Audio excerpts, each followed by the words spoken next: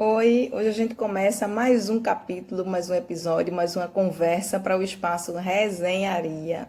Como todo mundo já sabe, vivo rodeada de bichinhos, então sempre vocês vão ouvir um galinho, um passarinho, um cachorrinho. E hoje o meu vizinho que resolveu também fazer uma reforma na casa dele e que provavelmente vocês vão ouvir um batuque, um batucada. Antes fosse uma batucada e um batuque, é barulho mesmo. Certo? Desde o começo eu já venho dizendo que a série Resenharia ela vai contemplar primeiro mulheres e lá na frente é que eu vou falar a respeito de alguns escritores. Entretanto, contudo, porém, mais todavia, antes de ontem foi o aniversário de um autor que assim, eu não saberia muito bem dizer a vocês qual é o sentimento real que eu tenho por ele. Eu só sei dizer que eu sou arriada dos 4 pneus e que mês passado, eu fiz uma oficina literária com ele, falando do último livro dele, que é o que eu vou falar hoje, certo? E eu tive que fingir naturalidade durante a oficina inteira. Tem a coleção completa? Infelizmente não, mas quem quiser me presentear, por favor, entre em contato comigo, tá certo? Então, vamos falar sobre nada mais, nada menos do que Raimundo Carreiro, certo? Que eu sou apaixonada por esses livros, por esse homem, por toda essa trajetória literária que Carreiro tem, certo? Vou conversar um pouquinho sobre Estão Matando os Meninos, que é o último livro dele. É um livro que ele está dividido em 3 partes, em que ele chama de Quarta Carta ao Mundo, com 4 contos, Quinta Carta ao Mundo, com 2 contos, e Sexta Carta ao Mundo, com 8 contos, certo? Aqui também a gente encontra um elemento que eu poderia dizer que é o que dá liga a todos esses contos, que é a palavra Arca Santa, que ele usa para nomear uma rua, um prédio, uma estação, uma cidade, um país, certo? E, obviamente, essa temática, né, que surgiu a partir de toda essa situação dessas crianças que estão morrendo. Seja através de bala perdida, entre aspas enormes, né? Porque se acertou um corpo, e principalmente o corpo de uma criança, não é perdida. Seja por outros motivos, como crianças que caem de prédios e que estão sim aqui relatados. Inclusive o nome do prédio de onde essa criança cai é Arca Santa, certo? Então aqui ele traz o primeiro conto, eu vou falar rapidamente de 3 contos, que é o Artesão, o segundo conto, que é Céu de Balas, e o terceiro conto, que é o meu preferido, que é Paixão e Rejeição. Então, e o Artesão, ele fala exatamente de um pai, né, que está se lembrando do filho que foi morto na saída da escola. E, obviamente, a gente faz referência logo a Marcos Vinícius, certo? Da mesma forma que tem um conto aqui que ele fala de uma menina que foi morta por uma bala perdida, que estava saindo de uma aula de balé. Então, a gente tem aqui elementos que são referências nossas, referências empíricas e que Carreiro ficcionaliza. Da mesma forma como há também elementos biográficos aqui e que Carreiro também ficcionaliza. Então, é um livro, sim, de um manifesto e como o próprio Carreiro diz, né? Todo escritor, se ele realmente quer ser escritor e se ele realmente é escritor, ele tem que saber o que é que ele deixa para o mundo. E o que é que ele quer escrever nessa carta que ele deixa para o mundo? E Carreiro traz nessas cartas aqui muita indignação, muito protesto e muito manifesto, certo? De uma forma assim, que ele usa diversas técnicas, principalmente na construção dos diálogos, principalmente na transição, né, das cenas. Então, nessas transições, ele ora usa o fluxo psicológico, ora ele utiliza um deslizamento no cronotopo, que isso é até um conceito bakhtiniano, né, de cronotopo. Então ele faz esse cruzamento, né, esse deslize entre tempo e espaço, mas de uma forma extremamente sutil e obviamente muito bem elaborada. Afinal de contas é Raimundo Carreiro, né? E como eu inclusive disse para ele, né, de uma forma muito poética. Tem uma parte aqui mesmo em O Artesão, que inclusive é um conto que está dividido em 3 partes, o Artesão, Matrícula e Corpo, que é o artesão, que é todo esse momento em que o pai começa a se lembrar do filho, matrícula, ele fazendo referência, obviamente, a essa matrícula que ele fez do filho na escola, e corpo é a parte do reconhecimento, em que ele tem que ir até o necrotério para reconhecer o corpo. Não é? E ele diz assim, Esse não é o corpo do meu filho, esse não é o meu filho. Eu só reconheço o meu filho vivo, o meu filho morto não. Certo? Essa é a terceira parte. E nessa primeira parte, o artesão, que eu digo a vocês que ele tem muita poesia, entre outros elementos aqui, é sobretudo nessa parte, quando ele diz o seguinte, ó, mataram meu filho, Jorge, soluçando.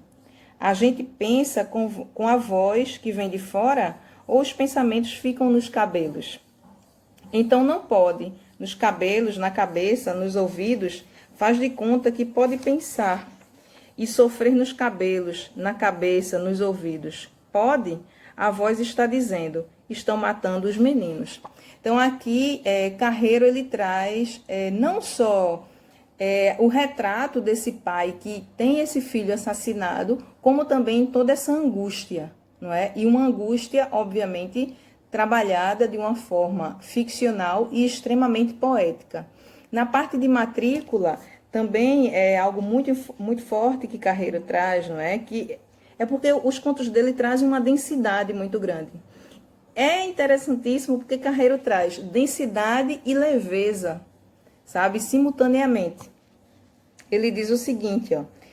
Como levou Jorge para a escola, pegando na mão e não sabia que estava assinando a pena de morte do menino. E depois ele diz, matrícula é sentença de morte. Como?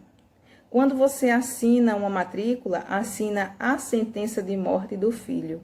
Então é uma questão que leva muito o leitor a refletir, não é, sobre essa situação que a gente está vivendo.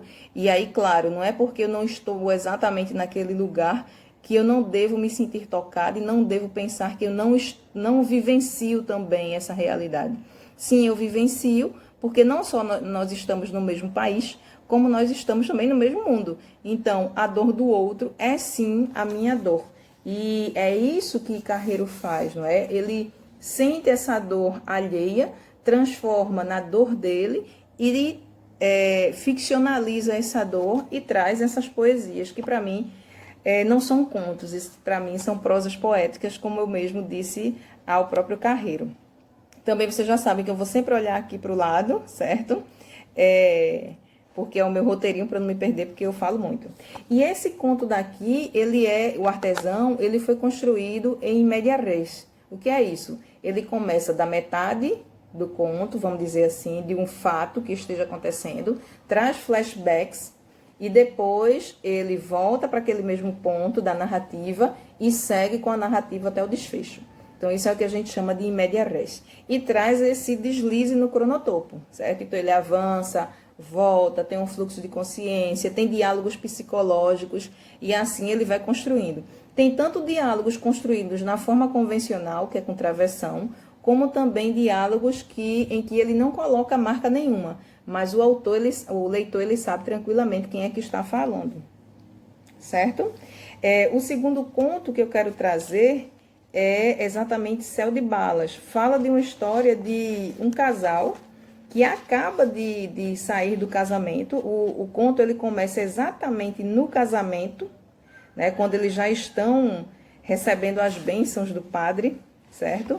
E começa um tiroteio no final desse casamento. Mas mesmo assim, como diz a história, segue o baile, eles vão para um motel e a partir dali também ele narra a noite de núpcias desse casal e durante essa narrativa também ele fica, ele imbrica, né, alguns pensamentos. Então, a mulher ela começa a pensar no dia que ela foi escolher o vestido de noiva, no dia em que eles começaram a acertar as questões do casamento e tudo mais.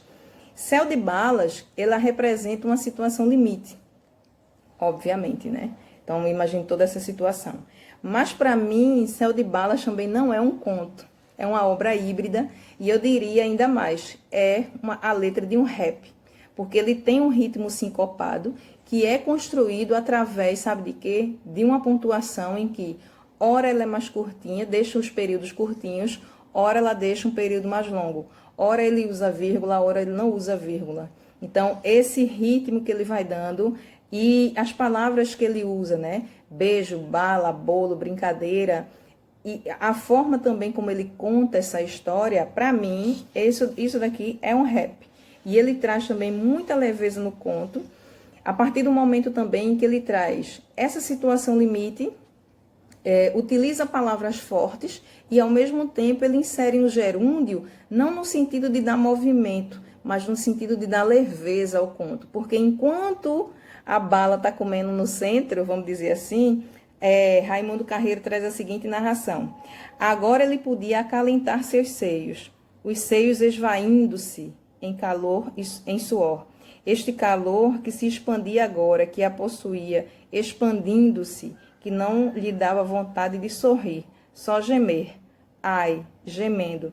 Queria tanto dizer alguma coisa, agradecer simplesmente, gemer agradecimento, de paixão, de amor e dor. Insistia, mas o medo de quebrar esse silêncio de amor a inquietava. E o final do conto, que para mim é o mais bonito, é a frase mais bonita do conto, do rap, que diz o seguinte: o dia se avizinha, o sol acende, mas eles não precisam do dia nem dos dias. Essa, para mim, é realmente a frase-chave, assim, do conto. Né? Não dê spoiler, tá? Porque vocês, para poder entender, vocês precisam ler o conto. Não dê spoiler de jeito nenhum, tá? E é um rap. Para mim, isso é um rap. Totalmente, totalmente, totalmente. E depois, conversando com o Carreiro, ele me disse, né? Ai, Aranda, eu sou músico. E realmente isso daí tem essa conotação dessa batida do rap. E o último para mim, que para mim é o melhor, que se chama Paixão e Rejeição, que fala da história de uma família que são extremamente pobres e que, quando a mãe entra em casa arrastando o chinelo, significa que naquele dia não vai ter comida em casa. Então, toda a família vai para um quarto e ali esse quarto ele é exclusivo para que essa família se reúna e comece a chorar. Então, ele traz o seguinte, ó. Era mais do que um quarto pequeno, sombrio e silencioso, um refúgio como só os miseráveis conhecem. Nos dias de absoluta fome, quando pratos e xícaras batiam vazios, os miseráveis abandonavam a sala onde a fome se expunha na mesa sem toalha, sem marcas de pão, sequer de talheres, e refugiavam-se naquele quarto, neste maldito quarto, onde fingiam esquecer a comida. Nem sino, nem badalo, chinelo. Então, assim, é um conto muito forte. O nome da menina aqui é Alecrim, e ele traz não só essa situação de fome, exclusivamente da família, mas ele também traz outras situações pelas quais essa família passa e vai narrando, né? E foi como eu disse, como eu pensei no final desse conto e disse ao próprio Carreiro, né? É outra forma de matar os meninos. Porque se você não consegue matar através da bala, você vai matar esses meninos através de outras formas. Ou através da fome, ou inclusive impedindo que esses meninos nasçam. Como no caso de Céu de Balas. Porque se esse casal, de repente, realmente quer ter filhos, né, decide ter filhos, seja adotado, seja biológico, se uma bala dessa pega em um dos dois, eles não vão ter filhos. Então, de uma forma ou de outra, estão matando os meninos de diversas maneiras, certo? Então, é um livro de contos excelente. Isso é até redundante dizer que o livro de Carreiro é um livro excelente, porque é realmente. E digo mais, Carreiro ele consegue fazer aquilo que ele diz que todo escritor precisa fazer, que é encontrar o sentimento da frase. Né? Então, através desses códigos semióticos, ele traz elementos que conseguem não só estimular, como também despertar no leitor a sinestesia com C e a sinestesia com S. Procurem aí que tem diferença, certo? Para não perder a viagem, Salomé já está aqui comigo, que é minha novela histórica, tá certo? Quem quiser saber da sinopse, saber mais sobre a novela, que está cheia de ilustrações lindas, é só entrar em contato comigo pelo inbox ou pelo direct. E semana que vem a gente dá continuidade ainda à resenharia, já que esta semana eu falei de um autor, a gente na próxima semana fala de uma autora, certo? Espero que vocês tenham gostado e até lá!